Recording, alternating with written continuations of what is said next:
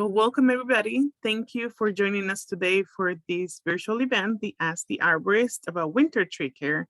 My name is Michelle Diaz, and I am the Education Program Manager at Trees Atlanta. And I'll be your moderator for today. Trees Atlanta mission is to protect and improve Atlanta's urban forests by planting, conserving, and educating. We have education programs year-round, in person, and also virtual. We will be discussing questions that were submitted through the registration, but you can also ask questions live to the speakers. You can use the Q&A button or the chat feature, and I'll be taking a look at them and asking them to the speakers.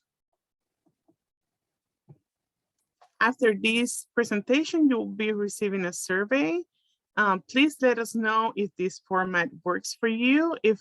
Give us any feedback on how we can improve your experience and how can we bring more educational programs to the community.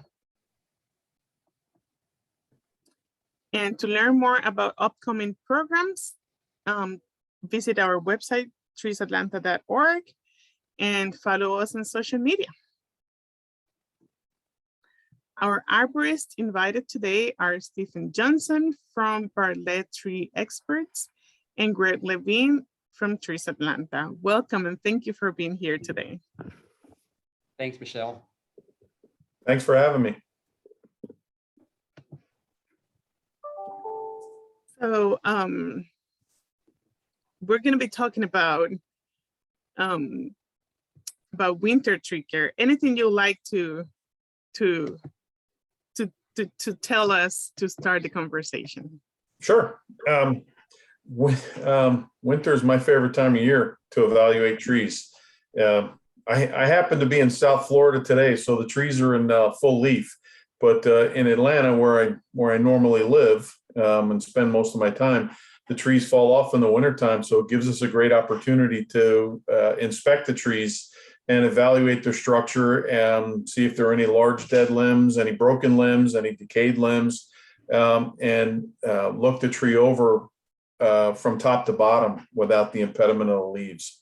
It works out quite well. Another great thing to do in the wintertime is soil testing to see if you have adequate nutrients, the correct pH for the plant, and any adjustments that need to be made, because the roots are in our area in Atlanta, roots are growing for most of the wintertime unless we get some unusually cold soil temperatures. We need to be taking care of the root system through the wintertime.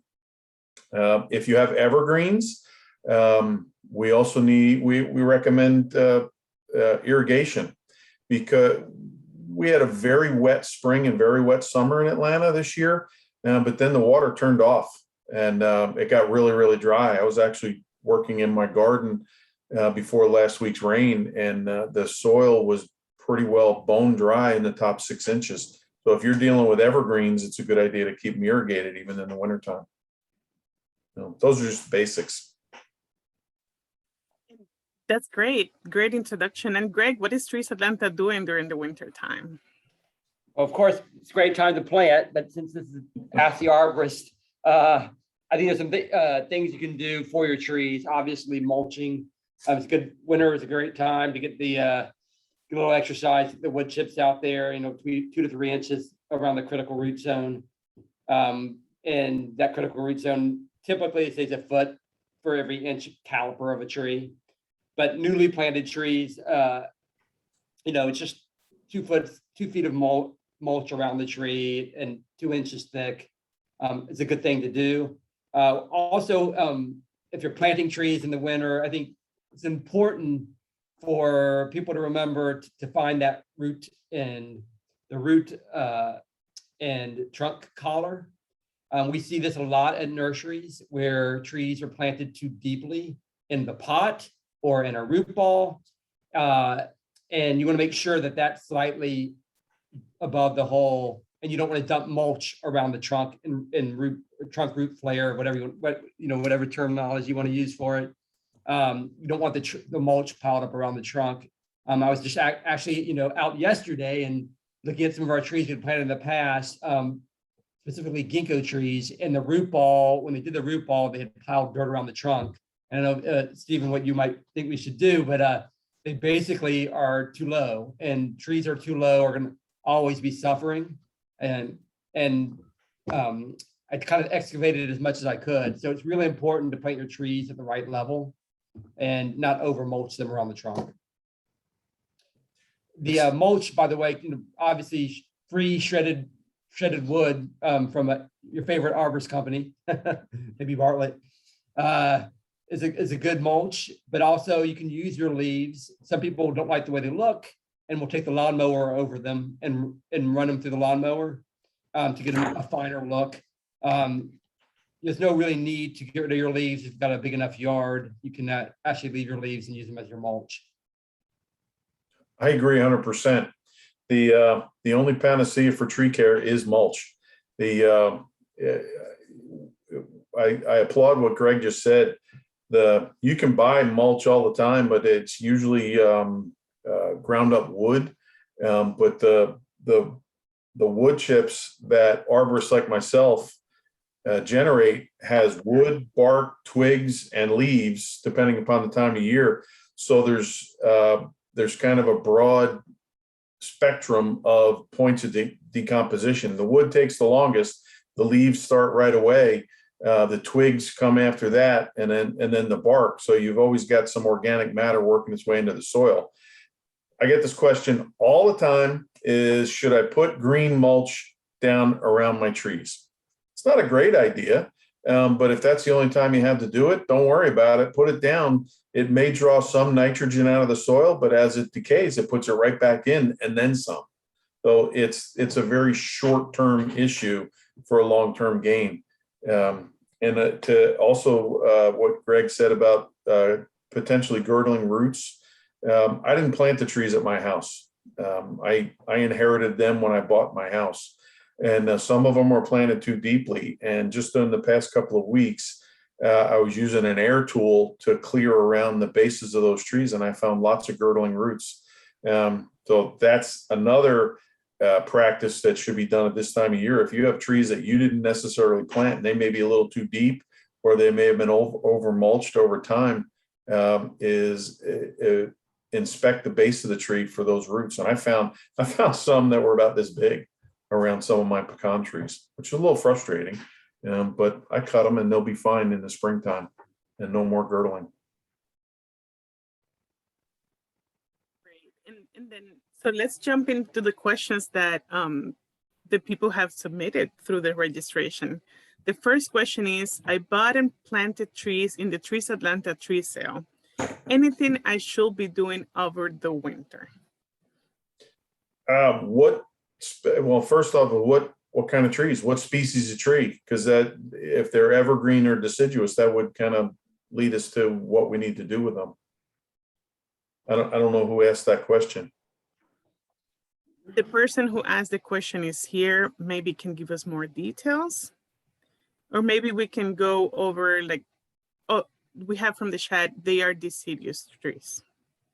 Oh, okay.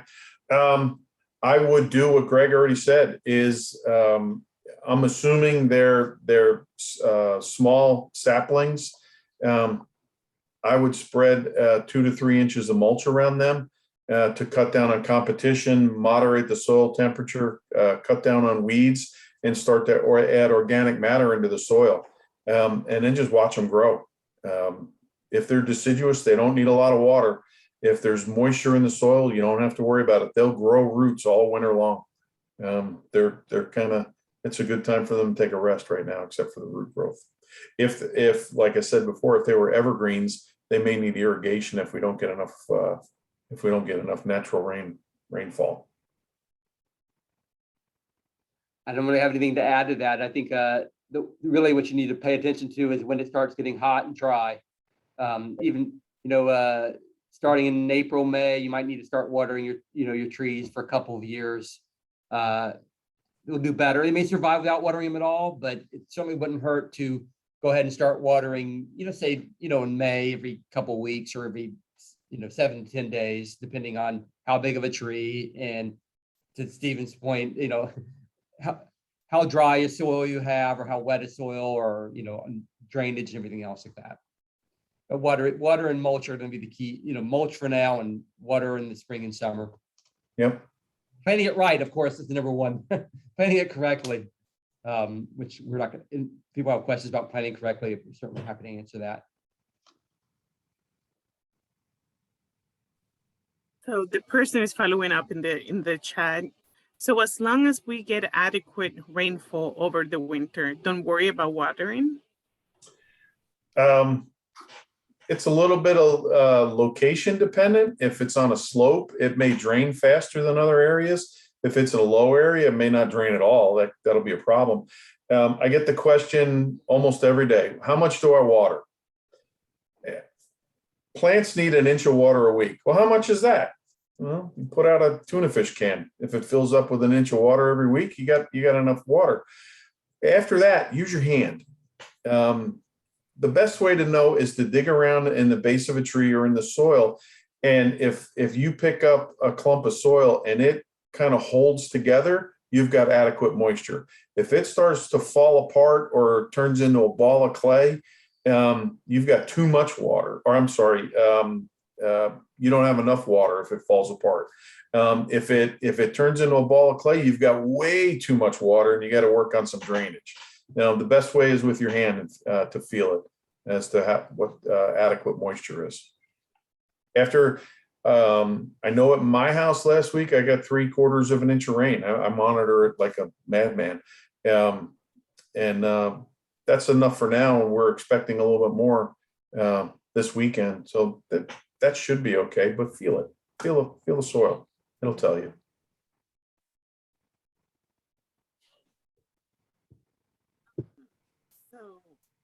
So we're talking about trees that from the sale that were planted. Then now the next question is, how do I care for tree saplings that are still in pots so they don't freeze over the winter? Put them in the ground. I'm curious of why they're not planting, because it's a great time. If you bought them this summer, this fall is a great time. I actually have a whole bunch of seedlings from our seedling program that I'm going to plant actually next week when I spend a week at home to get them in the ground, so I don't have to worry about them through the wintertime. And I'm going to do just what Greg said: plant them properly and mulch them, and I'll go out and I'll feel the soil periodically, make sure that they're moist until next spring, and they'll take care of themselves. If you can't get them in the ground, I understand that. It would be a good practice to actually use mulch again and put some mulch around the pots. It'll help insulate it from some of the cold. Not on top, because then you have other problems. And there's actually there's a fabric. If there's something that might not be cold hardy to our neck of the woods, there's a fabric that nurseries use to cover plants and keep them from freezing. What's the name of that stuff? Remay. Oh, Remay. And it'll help insulate plants. But the best thing to do is put them in the ground. Yeah, I mean, unless it's a real sensitive tree, or on our cold edge, it's probably gonna be fine in a container. Obviously, planting it right now, it's the right time to plant it, getting it established. Right, November, January, February are probably the 3 best months to plant. But if you're not ready, your yard's not ready, or whatever the reason, if they're going to be in a lot of sun, you do need to keep them watered. They will drain and dry out. To Stephen's point, stick your finger in and know if it needs water. Check it, once a week, and don't water it if it's moist. If it feels wet, don't worry about it. If it's a cold, not a very cold hardy tree, you really need to get it in the ground. We get some big freezes, they're going to be more likely to have some damage. If you really want to protect the root zones, you can also use straw, just to keep it, put it around the pots to keep it a little warmer. But when we have trees and take freezing all the time, in 15-gallon, and again, if it's a tough tree, not a whole lot you have to worry about. But we don't like to plant in March. We do, but we prefer not to plant in March. And if every month it gets warmer and hotter, it's that much more challenging for that tree. So it's really about getting it in for the tree's sake as soon as possible. Yep. Yeah, there's no substitute for soil.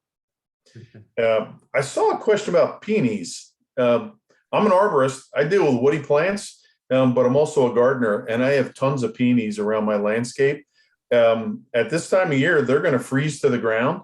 Don't pull on them. Take a hand pruner and snip them at the base, and then throw all of the plant material into your compost. And they're gonna come back with a vengeance next year, and they'll be beautiful. I've had them for several years in my own garden, and they're one of my wife's favorite plants. And I subscribe to the theory of a happy wife is a happy life. So I take care of my peonies. They also ask, when should I fertilize them? Are you familiar with fertilizing them? I have never fertilized my peonies. They're in a bed that's at the front of my driveway that I mulch and cultivate regularly and put new plants in there. And it's funny, when I first moved in, I had the infamous Georgia red clay, but I have mulched for so many years and cultivated those areas that there's so much organic matter in the soil. I don't worry about fertilizer for those peonies. If they're off color or if they're not looking right, I would suggest a soil test. And like I said earlier, when we first started, take a soil test and send it over to Athens and have them tell you what's in there, what they need. Because if you can diagnose nutrient deficiencies visually on some plants, but not all plants. And the way to know for sure is to take a soil test. And if you don't do that, you're just guessing.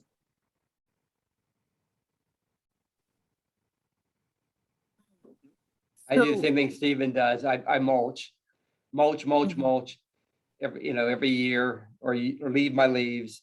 Occasionally I'll put some higher acid fertilizer for my azaleas or something if they look chlorotic. But otherwise, mulch should take care of a lot of it, unless you have a soil issue. Oh yeah, that's the panacea. It's all a different game, right? Yeah. It's interesting. I work for a tree company. I have almost an unlimited supply of wood chips, but I even take more from the utility companies. I live out in Newton County, a pretty rural area, and I live on a farm. So I track down other tree companies that are nearby. I take their wood chips, and then and my wife has a barn full of horses, so I get pine shavings and composting manure. So I never have a lack of organic matter to add to the soil. My vegetable garden too. That's great. So, and then I'm wondering also, do you want to add anything about pruning during the winter time? I used to work for an older gentleman who told me that the best time to prune is when the saw is sharp.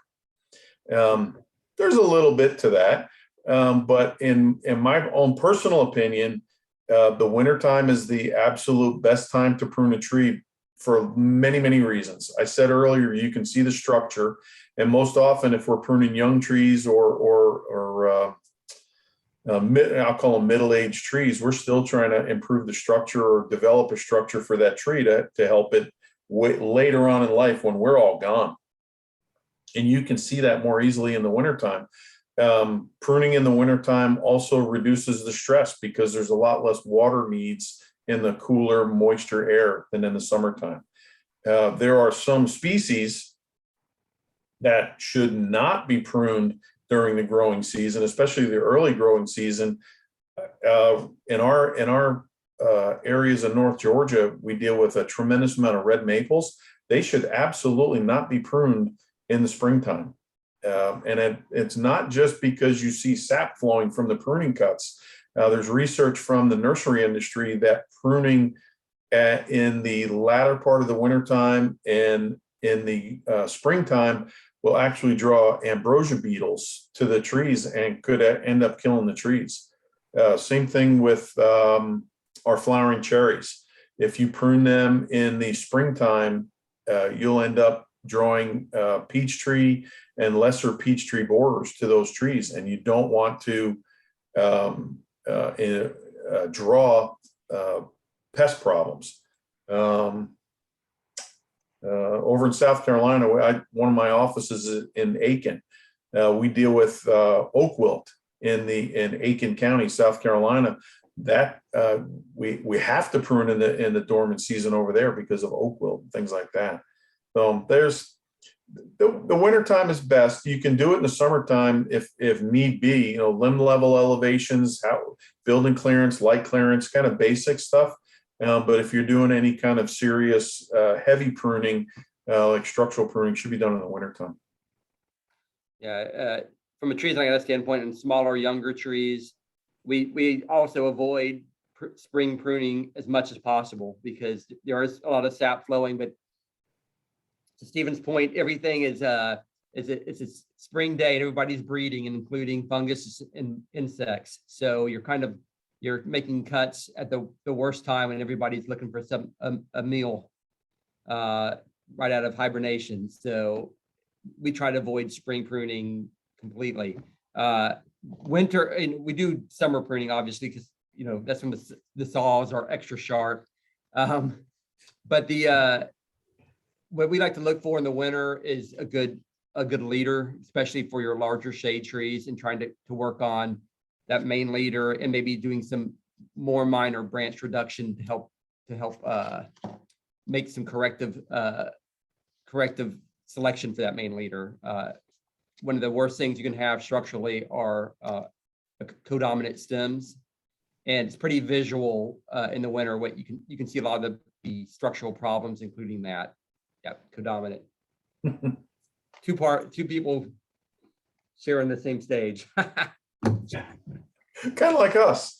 That's right. But we're good codominants, but you don't want codominance in your tree. Smaller trees, it's less of an issue. Ornamentals and things like that, having some level of double leaders is not a big issue, but shade trees, you really want to correct that while the trees are young. There was a question about fruit trees, specifically apple trees.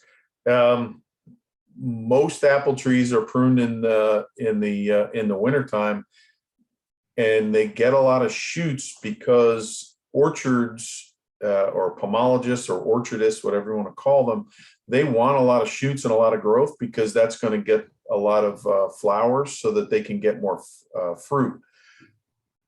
If you're trying to prune to promote fruit, you want more growth on stubby limbs so it'll support it.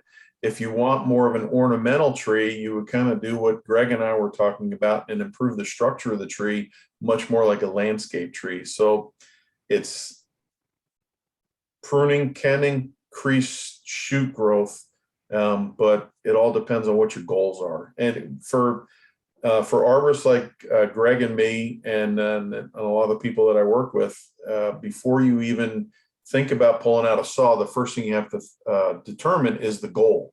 What is it what is the goal you're trying to achieve with whatever pruning you're doing? Is it to improve the structure of the tree? Is it to reduce hazards? Is it to improve it aesthetically? Is it to reduce it in size because it's the wrong plant in the wrong place? So there are a lot of different reasons. So it's tough to talk about apple trees without having a specific goal in mind or seeing a specific tree.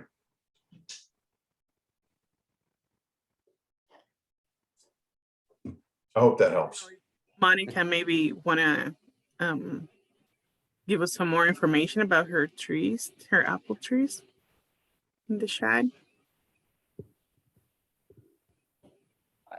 While we're waiting, I just have a question for you, Stephen. So what do you find was one of the most reoccurring challenges you're seeing right now when people are taking care of their own trees that we should, as an organization, do more work on explaining to people what they should or should not do?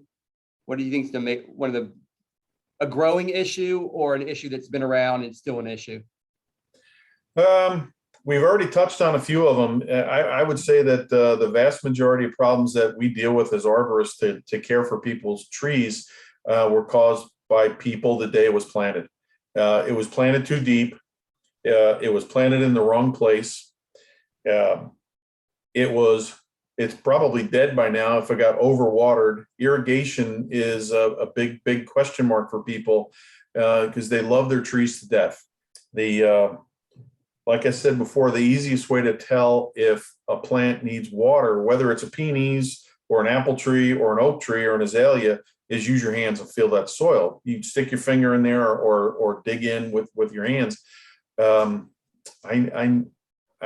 had a client who spent several $100,000 to transplant giant live oaks in middle Georgia to create an alley up their driveway. And they asked us, what's wrong with these trees? And we said, well, they're dying. And they said, well, that's impossible. We just transplanted them from the property, and we moved them to the driveway. And when we walked out off the driveway, you heard whoosh, whoosh, whoosh, whoosh. They were watering almost every day and flooding the whole site. And over irrigation is probably one of the biggest problems that we deal with everywhere. Many of our suburbs have automatic irrigation systems, and they say, well, tell me about your irrigation. And the answer I get here is, well, they run for 20 minutes every other day. How much water is that? I don't know. And feel that soil. Irrigation is a big problem. And then poor pruning practices. If you abuse a tree, top it, take off very large limbs, that damage is forever. Trees don't heal. They seal off damage and they kind of continue on growing. And if they're improperly pruned, you end up with a significant amount of decay. And the problem is it shows up later on in its life when the limbs start falling out of the tree because of what was done to it.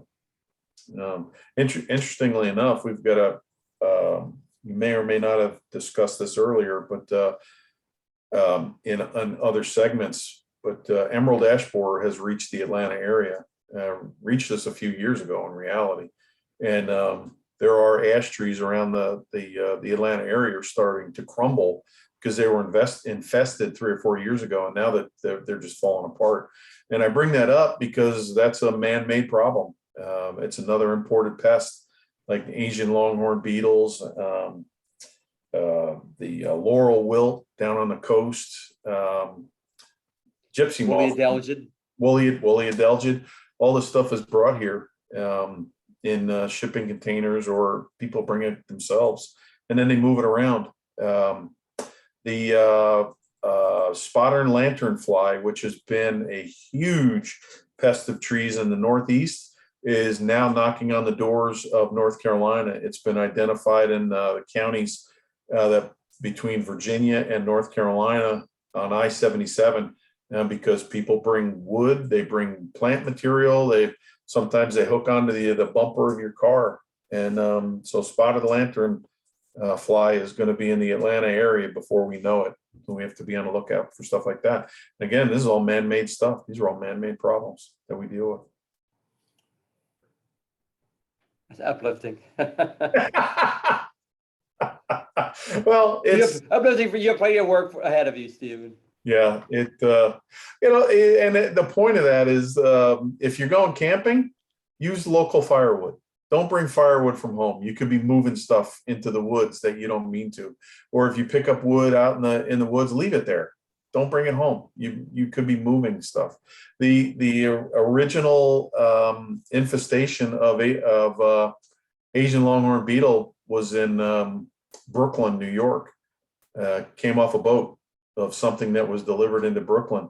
The next one was in the middle of Long Island because somebody picked a pile of firewood and brought it to Long Island. So then it popped up out there. So just leave stuff where it lays. Leave it alone or burn it.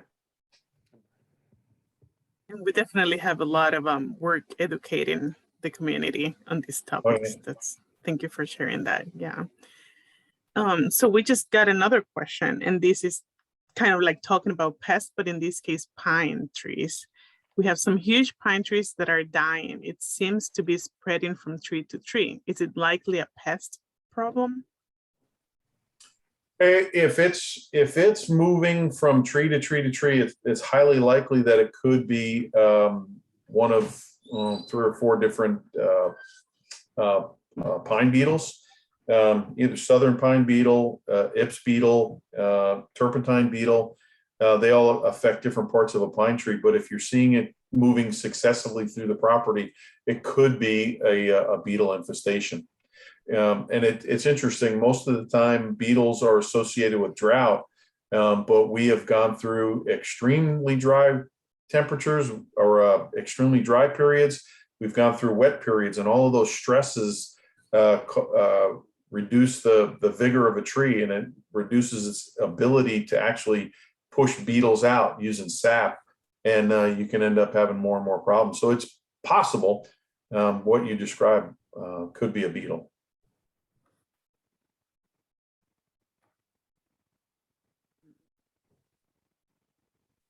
We've been talking a bit about stress trees, but are there any specific signs that I should be looking into in the winter time when we don't have any leaves, any signs of stress in the trees?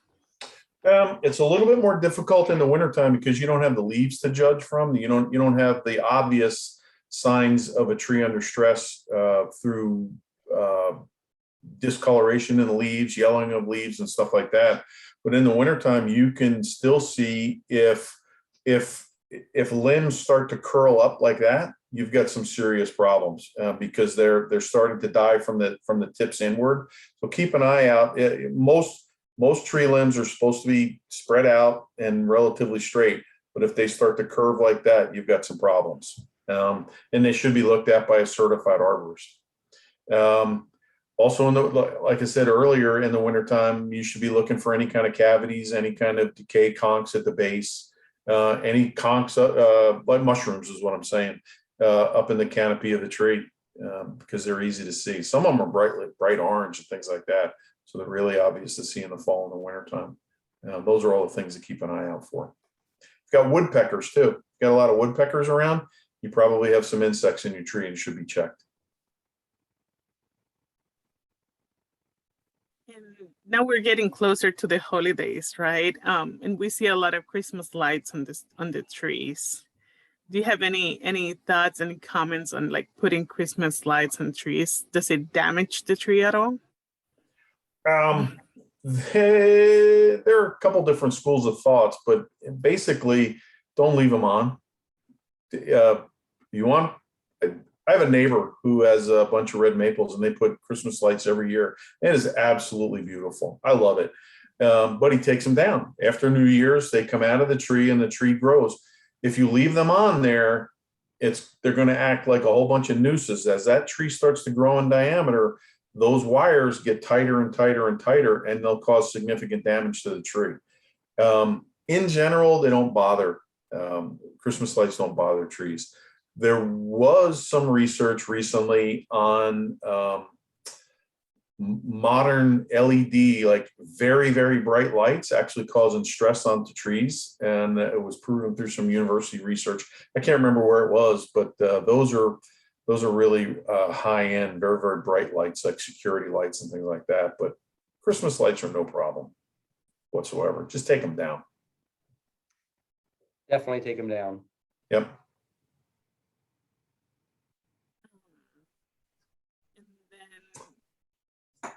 Is there any thoughts on like moving trees that are in pots inside the house?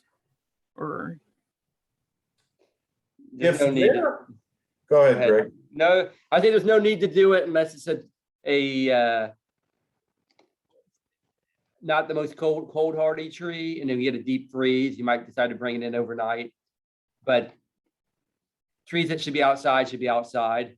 Yeah. Bring them hot, cold is not a good thing to do. Yep. I agree. Yeah, if they're hardy for our area, leave them outside. They belong there. If it's an orange tree, that's a different story. Yeah, no choice. Yeah, no choices on that. Mhm. All right. So are there certain trees with colorful bark that could plant for winter color? Oh, the traditional ones are sycamore. They look like camouflage.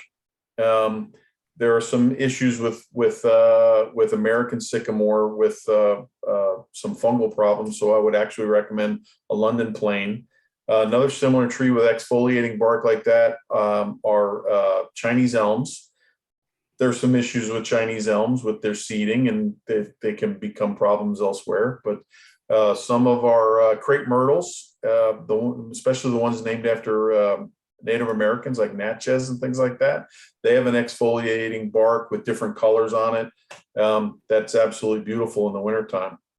I have a hawthorn at my house, and it has, I don't, it's got it's got bright orange berries, just like that, almost like a pyracantha at this time of the year. And my wife actually says, I wish you could look like that all the time. And well, trees go back to 7th grade. Trees go through cycles of leaves and flowers and berries. So it's not just bark. There's some of the seeds, like, man, we're looking, people are looking for hollies all the time right now to make reeds and things like that. Those are the 3 that came to mind right off the bat, and there are others. Yeah, I don't like the Chinese elm. I can tell you from the restoration work, which Steve wants you to plant them so he has more get into the restoration work and removing them. The hawthorns are great. It's a great. They actually have nice peeling bark, like the winter king hawthorn has a nice peeling bark as well, and the red berries. The deciduous hollies are wonderful. The smaller tree, shrub, the smaller tree. I love the paperbark maple. It needs a cooler spot, not a hot spot and not poor soil, but I have a beautiful one in my yard, along with other beautiful Stewardia trees are beautiful, not easy. Yeah. They're not an easy one to grow, but there's one called a Stewardia pseudocamellia. It's a nice peeling bark Stewardia tree. Of course, peeling bark of river birch can be quite beautiful. So there's so many winter interest trees that we could probably go on and on. We could probably go back and forth of one we like. When you said paper bark, I thought of Trident. Trident maple has got striping down the trunk. It's beautiful in the wintertime. Yeah. Muscle wood has a beautiful bark as well, and in American beech, like gray, smooth bark, and the copper leaves against both of those trees. I think, quite love, a understated beauty. Yep. Terrific. There's beauty in nature during all seasons, right? All right, so I don't have any more questions. Any final thoughts about the topic? If you don't already have a relationship with a certified arborist, you should start one. You can go to isaarbor.org and find the list of certified arborists in your area, because trees are no different than the rest of your house. Your home needs to be maintained, painted, cleaned, renovations, things like that. Trees are no different, and they shouldn't be neglected and try to find an arborist when there's a problem. Just have them come out and take a look around, see what he or she is concerned with. And you never know, you might head off a serious problem. And now's a great time to do it. Ditto that. I mean, there's a reason why there are arborists that do stuff besides pruning and removing trees, because they can save you from problems, save your tree. I think also, you have large trees. Most of them won't cause severe damage if you're having them looked at every few years. Yeah. If you've got big oak trees, so many issues besides a tornado or hurricane can be prevented if people had just had their trees checked out And I think that's, kind of the responsibility of owning a home, is to make sure you're taking care of the trees, not just for your own house, but, safety of other people too. Yeah, that's a great point. And related on hiring an arborist, there's a question in the chat. What's the wait time for an appointment? Is it a busy time right now? Golly, it has been a busy time for the last 2 years. I will tell you flat out, because people have been home so much, the phone just rings off the hook these days. But kind of like, if the best time to plant a tree was 20 years ago, the second best time is today. If it takes 3 weeks to get an arborist out to see you, well, make the appointment today so you can do it in 3 weeks. If you wait 3 weeks, it'll be 3 weeks past that, and the can will just keep getting kicked down the road. So now's the best time. And call 2 or 3. You never know.